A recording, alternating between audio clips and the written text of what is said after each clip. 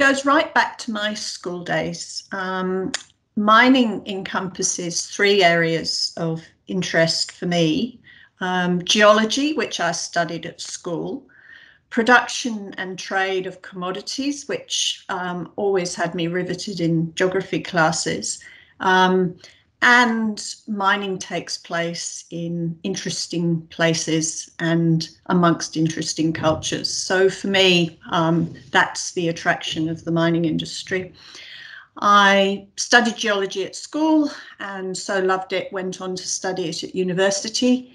Found it near impossible to get a job in the mining industry when I graduated back in the dinosaur age, because there really weren't jobs for women, particularly not in geology. And so I went into banking, and from banking managed to engineer my way back into the mining industry.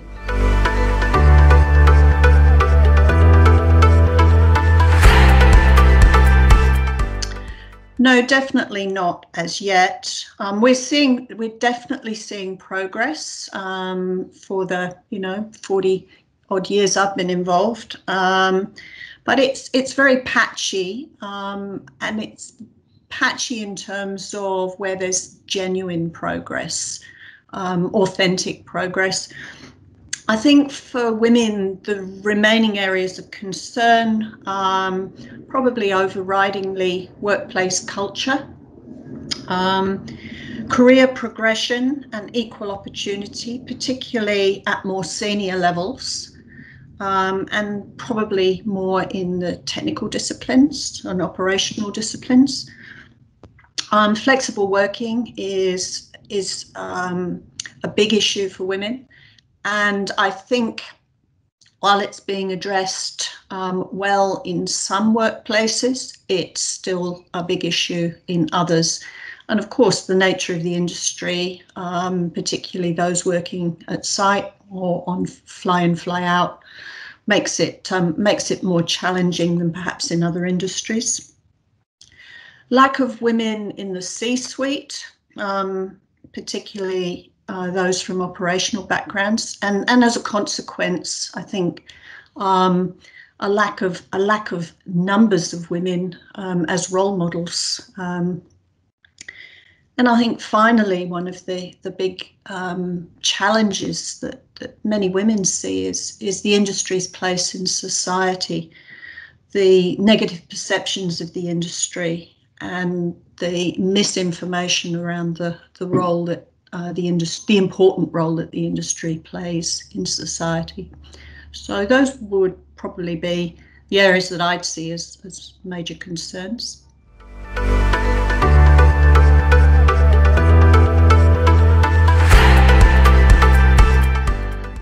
For me, one of the most refreshing side effects of COVID-19 has been to see the impact on fathers of working from home. They've clearly developed greater connection with their kids, and it's amusing when you sort of occasionally see the kids float into the background of a Zoom meeting. It's helping to change the paradigm for everybody of how children, families, parenting fits into normal people's lives. And I think the more that men start to, identify with the issues of the primary parent, which is usually or often the mum, the easier it's actually making it to see change that will help women adapt to a working life. It's dad's understanding that you can effectively work from home and you can juggle, home life and work life. You don't have to sort of create this artificial barrier between the two. I think traditionally many fathers have sort of gone home and expected the meal to be on the table, and sort of clinically they move into their family life and there's this separation.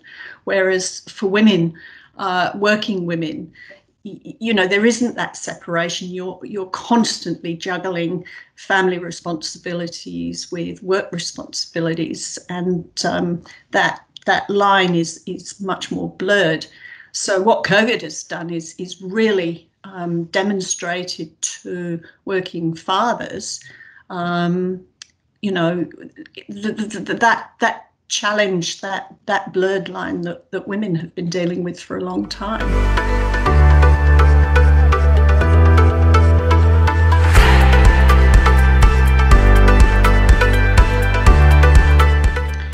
I think if you're going into mining, you probably want to go in with a clear idea of what you're looking for and what your expectations are. Mining is an industry that offers a huge diversity of opportunity, you know, from sort of corporate opportunities through to operational roles, through to technology and innovation roles, the environmental sciences, social sciences. You know, it really does embrace a huge diversity of people and disciplines. And for those entering the industry, you need to have a clear idea of what sort of role generically you're looking for. Are you a doer, a practical person? Are you looking for a management career? Are you looking for, you know, being someone who's going to excel in technical or more academic disciplines? Because it's important then to start charting your path as to where you want to go and the sort of role you want to end up in. Otherwise, I think it might be very easy to get lost.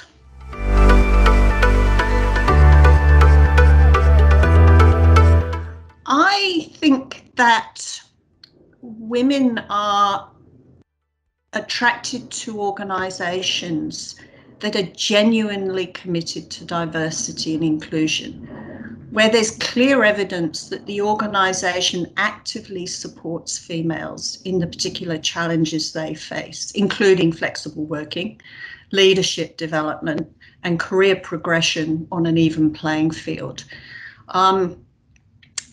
There are clearly organisations out there that pay lip service to gender diversity and inclusion, or perhaps maybe don't, where, you know, the true potential of diversity and inclusion really isn't understood.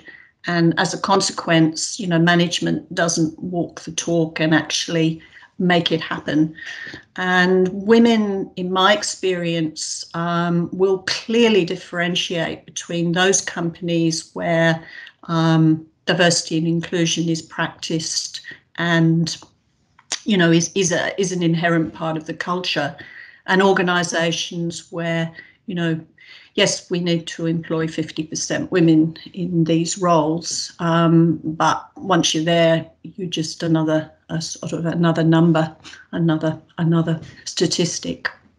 And I think for those organisations, it's going to be very hard to attract and retain women in the medium term. The corollary to that is women tend to be very loyal to organisations where they're well supported.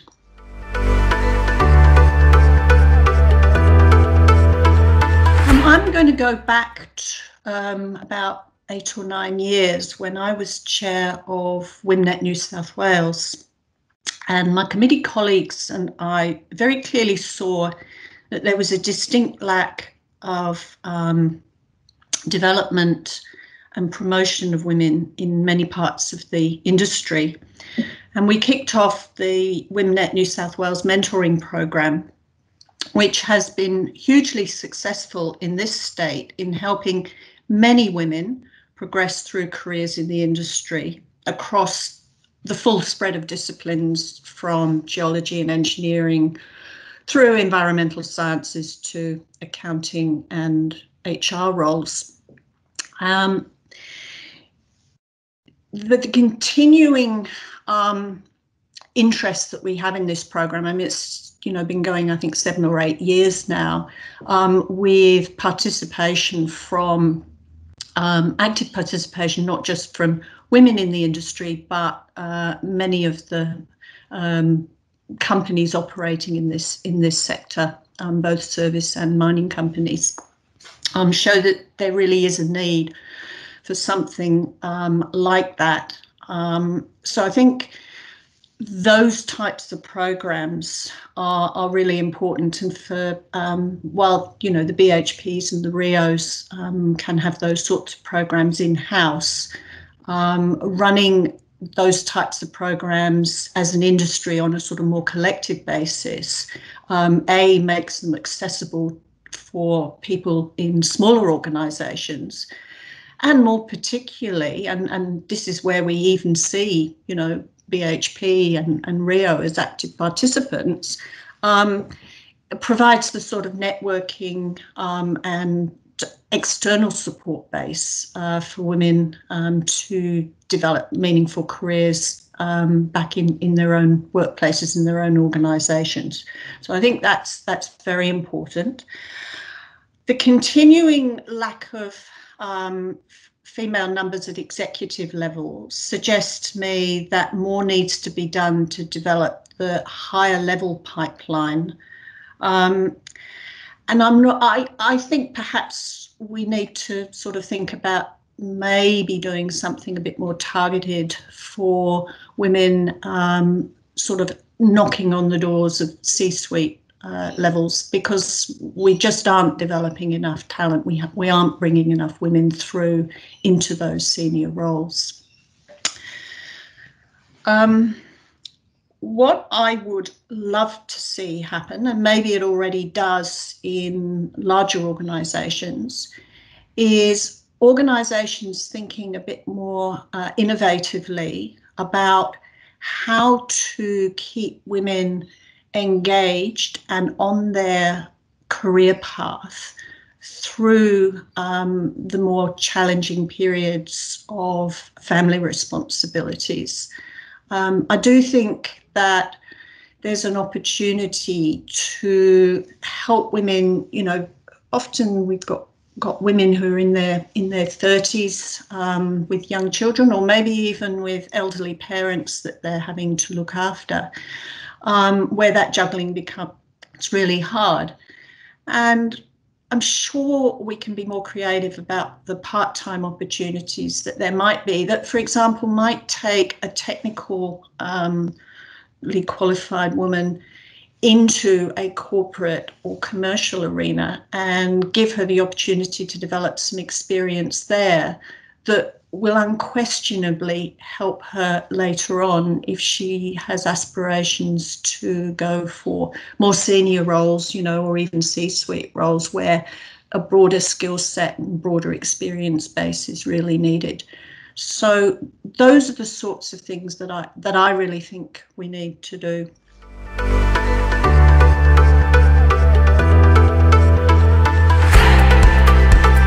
I've always been very impressed with the mentoring and sponsorship that exists as part of the culture in the Big Four accounting firms, where it's very much part of the role of partners and managers to develop the pipeline of talent coming through.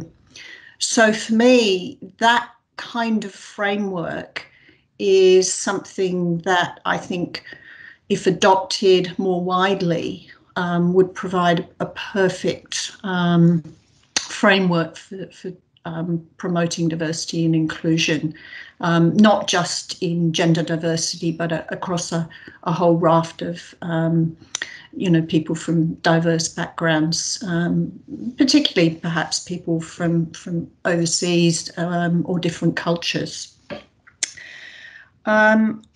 I've seen programs in some of the other professional service firms where there's actually more formal support provided for women, or not just women, for people juggling parental roles. You know, for example, I can think of one firm where they actually have a professional relationship or an established relationship with Dial an Angel for the days when you've got a sick child and you've got a face-to-face meeting in the office, and what do? You know, if you don't immediately have a parent or a friend or a relative who can come in and look after your sick child. So, mechanisms, they seem trivial, and yet they make such a difference in helping people sort of juggle family and professional responsibilities.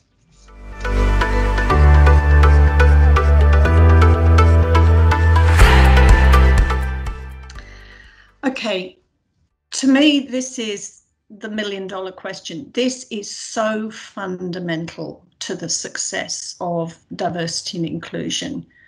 You can have all the right policies in the world, but if an organisation is only paying lip service to diversity and inclusion, then really nothing happens.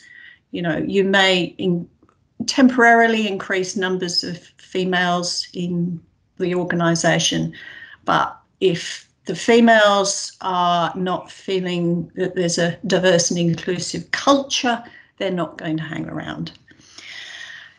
In an industry like mining, where the pipeline of women, particularly for operational roles, is thin, the grapevine very quickly lets people know which organisations are genuine about diversity and inclusion, and where organisations where the culture will support women and other diverse talent in their workplaces. I see this manifesting itself in a number of ways. For example, a supportive culture where people feel comfortable expressing ideas and opinions. A culture where unintended unconscious bias is quickly challenged and potentially sensitive situations are diffused early. A leadership that actively seeks to develop its pipeline of talent based on a genuine assessment of people's potential, and not necessarily those who maintain the highest profile in the organisation, you know, the people who shout loudest about their own talents. A pragmatic approach to flexible work practices. Managers finding ways to help those with parental responsibilities take on meaningful roles in which they can continue their careers through job sharing, flexible hours, working from home where practical, or finding alternative roles where operational constraints make a current role impractical. And we talked a bit about that earlier. I think it's also diversity and inclusion is also evidenced where you see support mechanisms in place to assist employees facing personal challenges, whether it's the arrival of a new baby or elderly parents or a sick relative. But anything where, you know, home responsibilities have the potential to impair somebody's capacity to work effectively.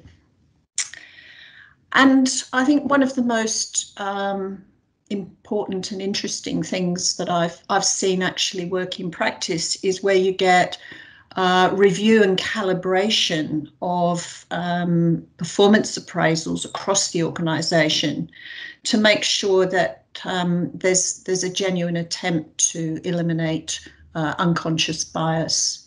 And then that's something that really has to be done, I think, across the whole organisation, probably managed by a competent HR team. But it's important that that is very much endorsed and championed from the top. The leadership is seen to be committed to eliminating unconscious bias.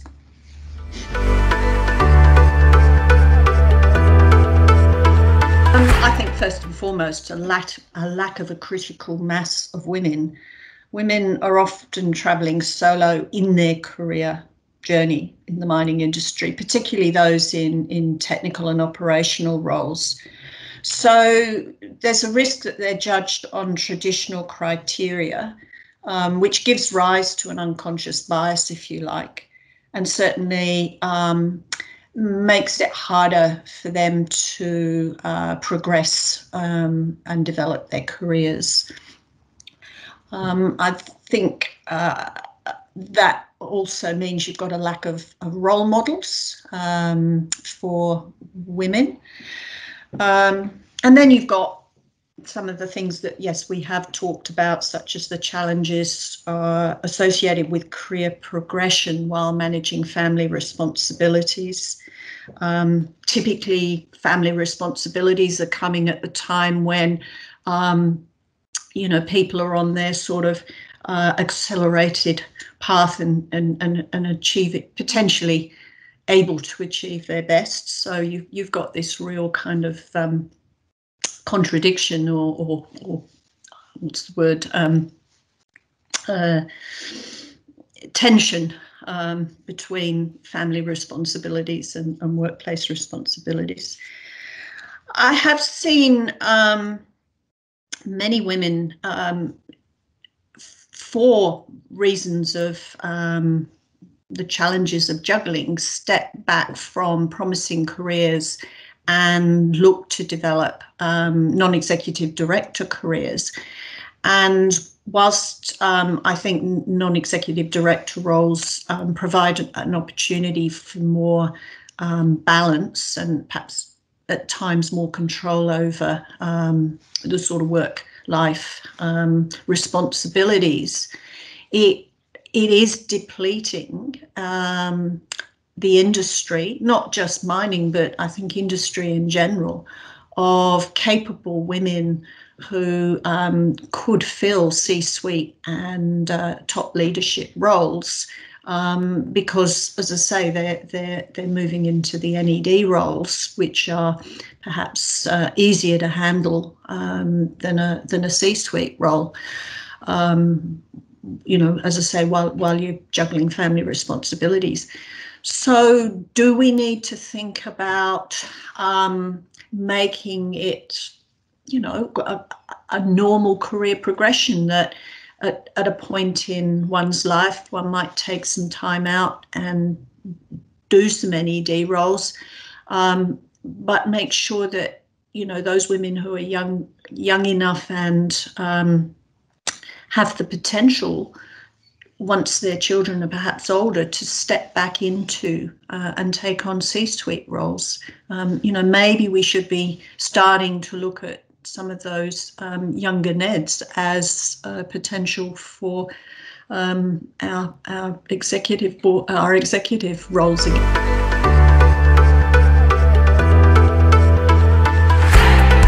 The first is attitudinal change, particularly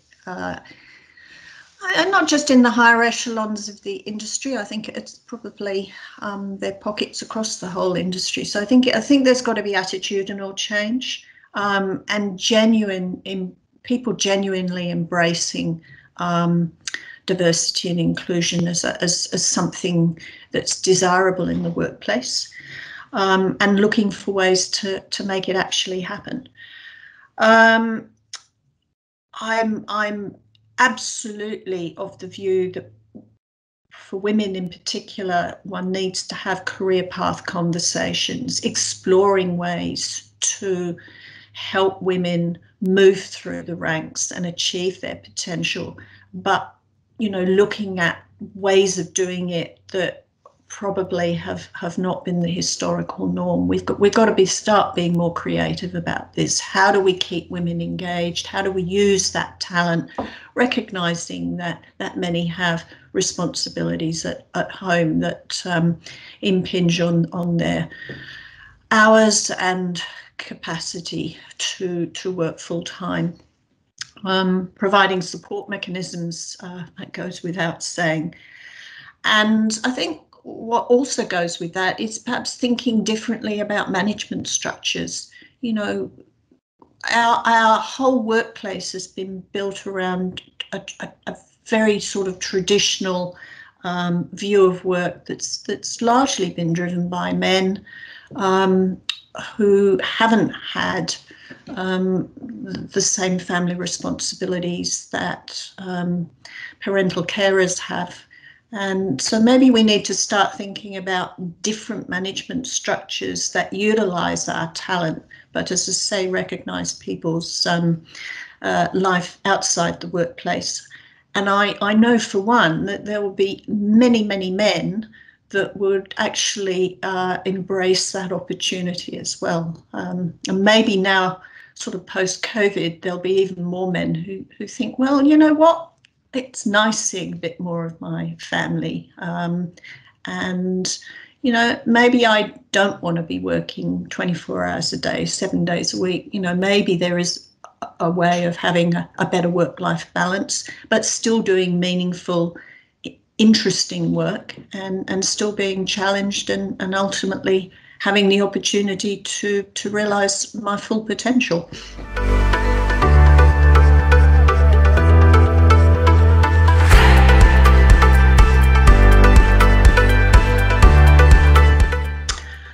I have very mixed feelings about legislating to achieve diversity. If there isn't an underlying and authentic belief in striving for inclusivity and diversity, then I don't think it's really going to happen, and you certainly won't realise the benefits of it. On the other hand, I think there's no question that impetus is needed to drive change, and perhaps this is better done through targets and benchmarking, which is, you know, if you like, a little bit of a carrot and a little bit of a stick to push people to realise the benefits, do what others are doing, and realise perhaps when they're behind the curve.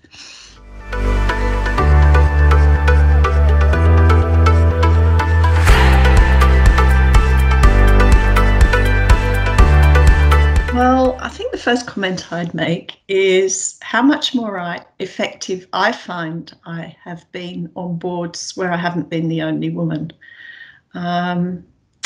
It was an interesting revelation for me because I've worked very largely in all male environments, and particularly, you know, where I've been in executive roles, I've been the only woman in the executive team. So to just get that liberation that came with having a fellow female on the board was quite interesting. So, you know, it's the conversations where you observe something and for whatever reason the guys don't get it, but your fellow female board member gets it, and suddenly the comment resonates more strongly than if you have said something and the guys don't get it. So yeah, that's interesting. Overall, being an effective board member is a lot about listening and observing and asking the right questions at the right time. It can often be about trying to think outside the box and testing what management may not have either thought of or had the opportunity to think about. As a NED, one is out and about a great deal, and obviously in different companies you're seeing different things. So it's an opportunity to bring to management, what you're seeing in other places and the ideas that other companies have had in dealing with a particular issue.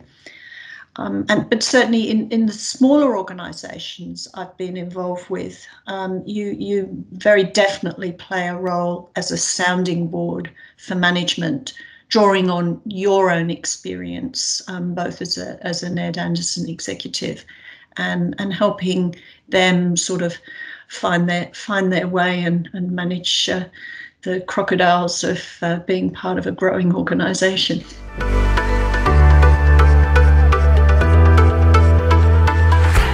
I guess for me, to sort of achieve my first executive role in the industry, I came with a broad commercial and financial skill set. And so I took my banking and risk management experience into a corporate role. And those were unique skills to that organisation. So I was bringing something that nobody else in that team had.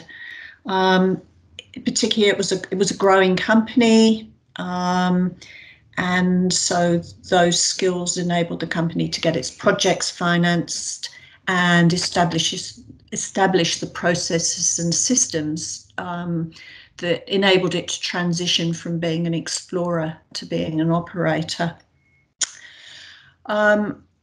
After that, I worked as a consulting CFO in the junior and mid-cap space, largely working with listed companies and CEOs and boards.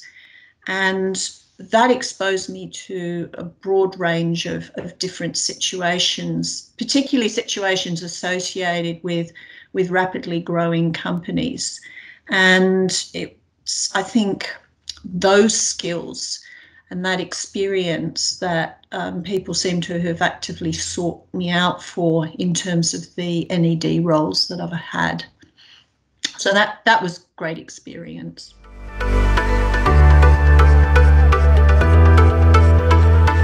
This is a bit of an admission for someone who has spent most of their life priding themselves on being fairly self-sufficient and someone who's tended to rely very much on their own counsel.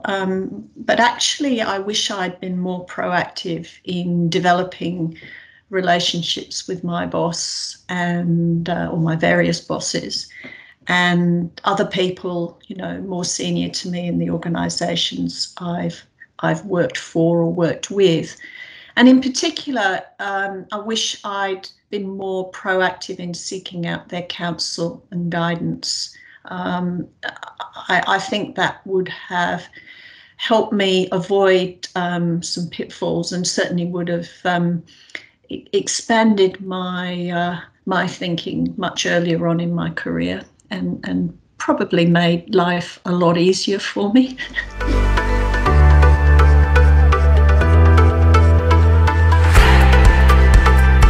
Okay, so I think first and foremost you need to believe in yourself, exhibit self-confidence, because if you exhibit self-confidence, other people will have confidence in you.